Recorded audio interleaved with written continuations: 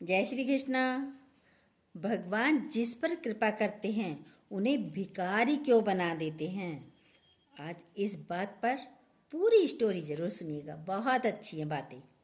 और भिखारी तो बनाते हैं, साथ साथ क्या बना देते हैं? अपने भक्तों को ठाकुर जी बुलेट प्रूफ बना देते हैं। वो बुलेट प्रूफ कैसे बनाते हैं? पूरी बात जरूर सुनिएगा, बहुत अच्छी बातें हैं। भिखारी सुनकर घबरा मत जाना कि हम घबरा जाएं। पूरी बात सुनेंगे तब पता चलेगा।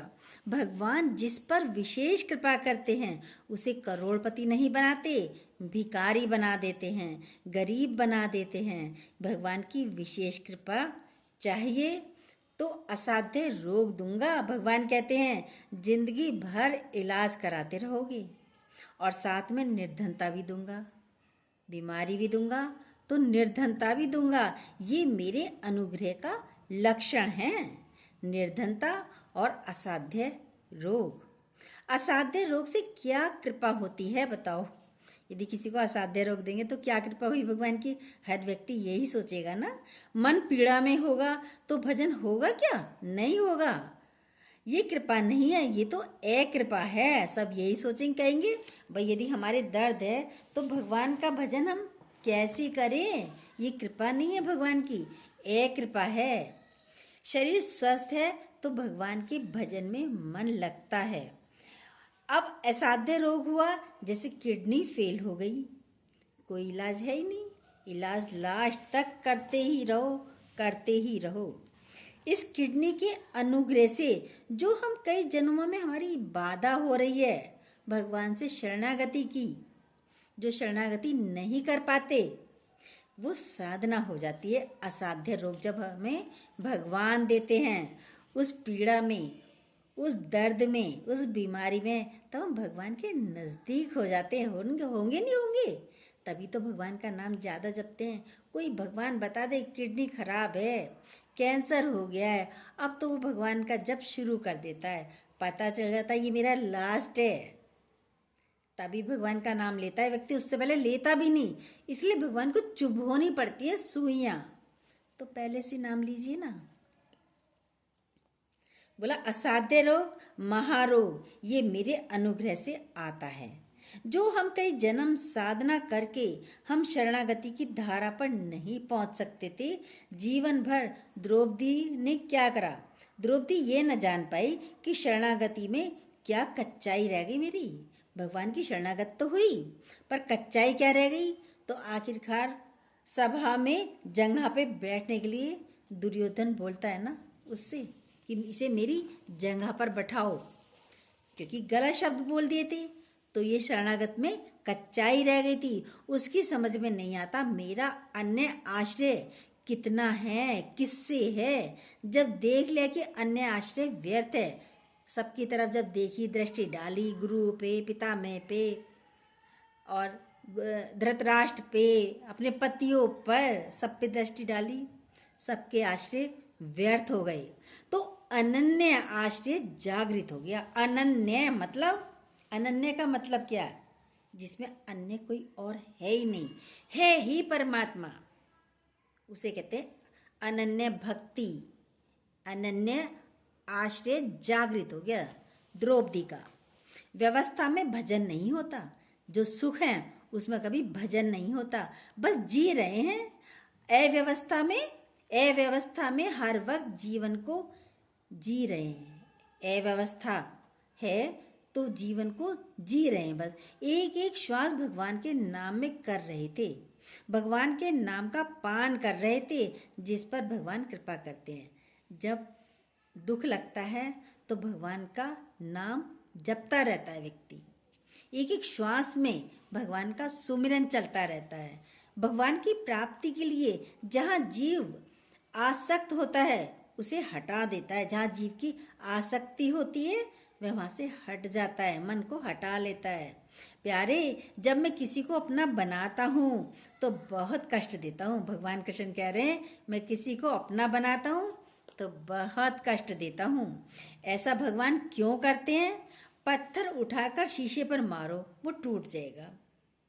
जब उसे तपाया जाता है, फिर ठंडा किया जाता है, फिर से तपाया जाता है, फिर से ठंडा किया जाता है, तो उसके बुलेट प्रूफ बना देते हैं। उसका बुलेट प्रूफ बनता है। गोली मारो तो नहीं टूटेगा। शीशा वही है, बुलेट प्रूफ बना दिया तो नहीं टूटेगा। अब कितने ही दुख और आ जाएं, व्यक्ति पे असर ही नहीं होता। जिसको कैंसर हो गया, अब उसको कोई और सिर में दर्द हो, पैर में दर्द हो, हड्डी टूट जाए, उसको लगता ही नहीं दर्द, लगेगा नहीं। अरे इससे ज़्यादा क्या होगा, बुखार भी हो गया तो क्या होगा, ये तो ठीक हो जाएगा। तो भगवान सहने की शक्ति भी देता है, और सहता भी वो बेचारा खुद ही है भगवान अंदर आकर। हम सहने वाले भी नहीं हैं। और ऐसे ही कंकर मारो तो चूर चूर हो जाएगा शीशा। शीशा चूर चूर हो जाता है, और लेकिन भगवान बुलेट प्रूफ बना होता है, तो उस बुलेट प्रूफ पे कोई कितने ही भी गोली मार दो वो टूट नहीं सकती। तो अपने लोगों को ठाकुर जी बुलेट प्रूफ बना देते हैं। थोड़ा दुख दे दिया फिर सुख दे दिया, फिर थोड़ा दुख दे दिया फिर थोड़ा सुख दे दिया, ऐसा करके इतना मजबूत कर देते हैं कि कितना ही भयानक रोग हो, सहन की सामर्थ्य आ जाती है। तो नाम ले लो ना उसका, भगवान का। अखंड नाम जप करो, निरंतर नाम जप करो। मतलब काम कर रहे हो अंदर ही अंदर, जब चलता रहना चाहिए, नारायण नारायण, श्री हरि, राधे राधे, किसी का भी। तब तुम समझ पाओगे कि भगवान ये दुख, ये विपत्ति, ये महारोग बड़ी कृपा करके देते हैं। कुंती ने तो मांगे थे, भगवान कृष्ण ने कहा बुआ अब मैं जा रहा हूँ द्वारका। तो उन्होंने क्या कहा, मैं सुखी रहना ही नहीं चाहती, मुझे तो केशव बस तुम दुखी दुख दो। क्यों? उनके बुआ बहुत दुख भुगत लिए तुमने, अब क्यों दुख मांग रही हो? कह रही दुख में कम से कम तुम मेरे साथ तो हो, वरना तो तुम छोड़ के जा रहे हो। दुख होंगे तो तुम हमारे साथ रहोगे। इसलिए कुंती ने सिर्फ दुख मांगे थे भगवान कृष्ण से। बोला ये मेरे द्वारा रचित माया में संसार है, कृष्ण भगवान बोल रहे हैं। तुम इसमें जो कर्ता भोक्ता बनकर जो बैठ गई हो, यही तुम्हारी दुर्गति करेगा। कर्ता, मैं करता, मुझे भोगने सुख, मुझे सुखी चाहिए, ये भोक्तापना है। इसलिए नाम को खूब अपना जीवन धन बना लो। तुम अच्छे हो, बुरे हो, लायक हो या नहीं लायक, नालायक हो या नहीं लायक हो, इसकी चिंता मत करो। तुम केवल नाम जप करो, पग पग पर मैं तुम्हारे सहयोग करूँगा। विपत्ति ना आवे तो भगवान का साक्षात्कार नहीं होगा। विपत्ति में तो भगवान से साक्षात्कार होता है।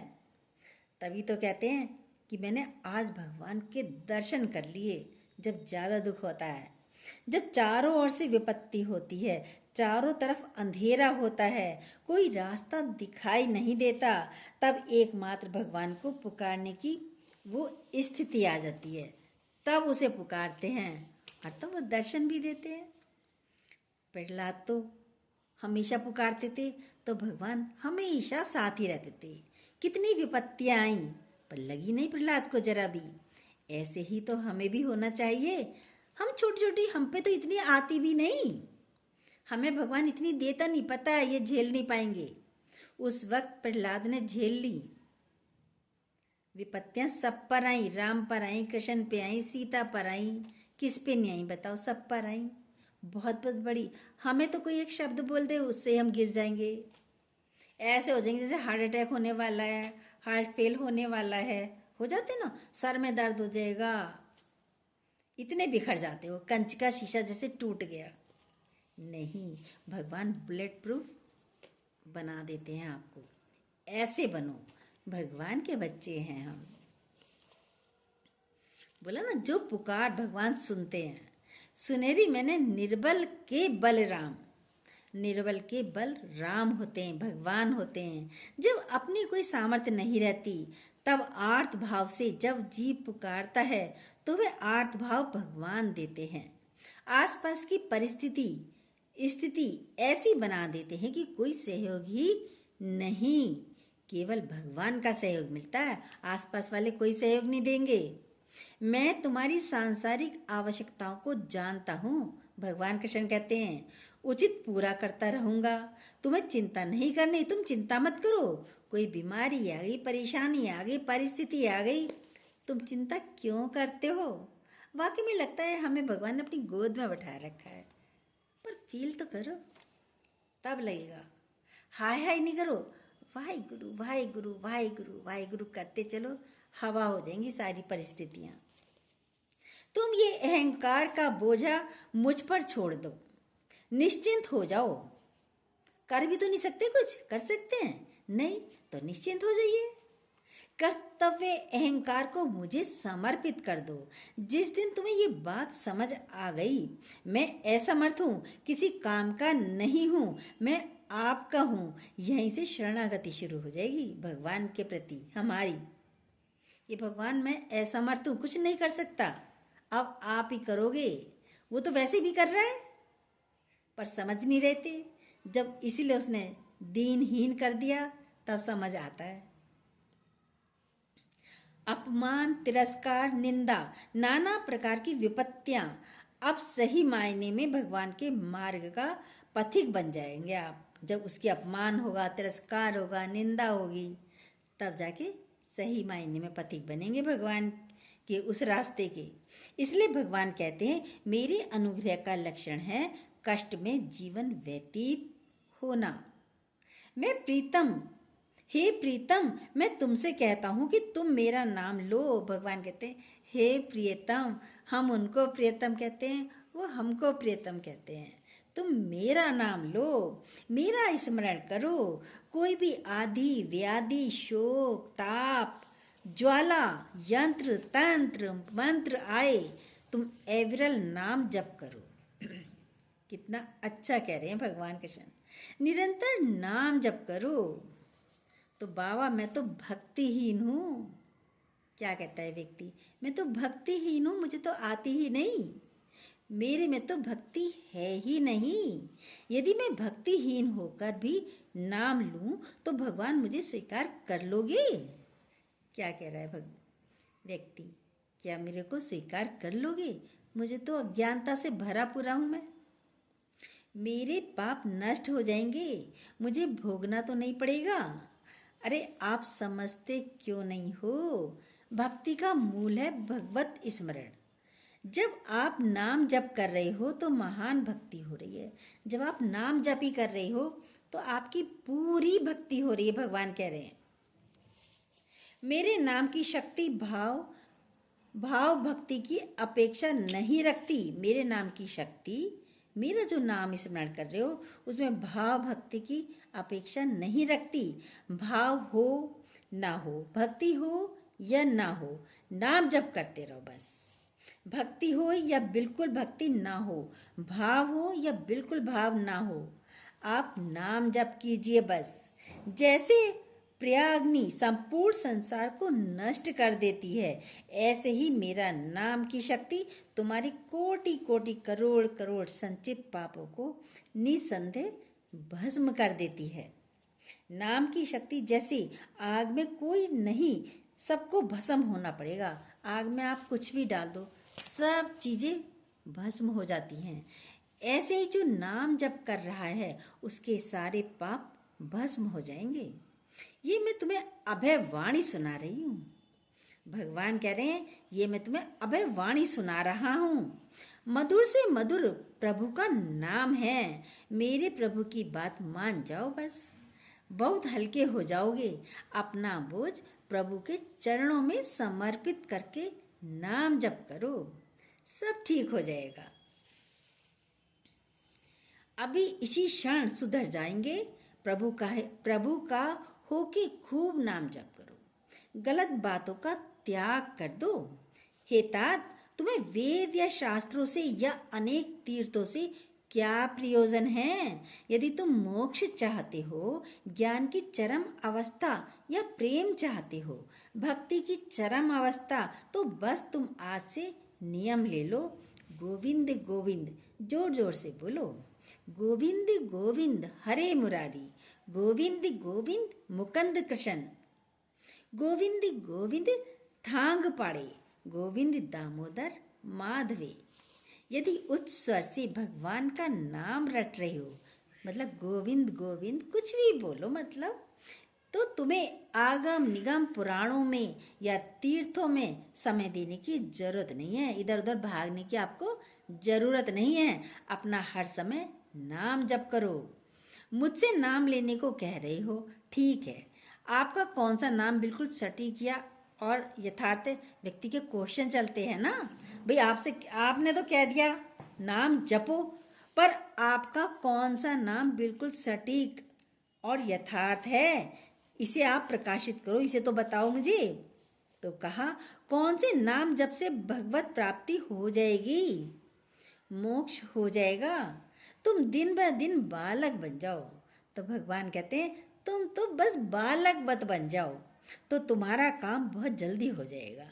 वास्तव में तुम बहुत चतुर बनते हो, सियाने बनते हो। भगवान कहते हैं पर देख तेरा सियानापन क्या है। क्या है सियानापन, सुनिए। तू कामधेनु की दूध का त्याग करके चावल की धोवन पी रहा है, जो देखने में वैसा ही लगता है, लेकिन पावर और स्वाद में बिल्कुल अलग है। चावलों को धोते हैं, उसका जो पानी वाइट होता है ना, उसको कह रहे हैं भगवान। लेकिन वो बिल्कुल स्वाद में भी अलग है उसका पानी, और देखने में भी अलग है।